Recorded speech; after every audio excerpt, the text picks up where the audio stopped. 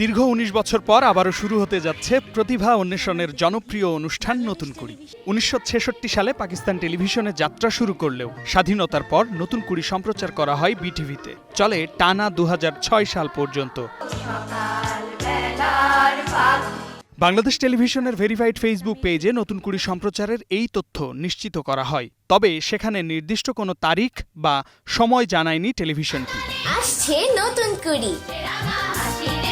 আর্থিক সংকট ও পরিস্থিতি পরিবর্তনের কারণে ২০০৬ সালে নতুন কুড়ি সম্প্রচার বন্ধ হয়ে যায়। দেশব্যাপী অডিশন, সরাসরি সম্প্রচার ও বিচার প্রক্রিয়া টিকিয়ে রাখা সময়ের সঙ্গে চ্যালেঞ্জ হয়ে ওঠে। ২০২০ সালে অনুষ্ঠানটি পুনরায় শুরু করার পরিকল্পনার খবর প্রকাশিত হলেও করোনা মহামারীর কারণে তার সম্প্রচারে আসেনি।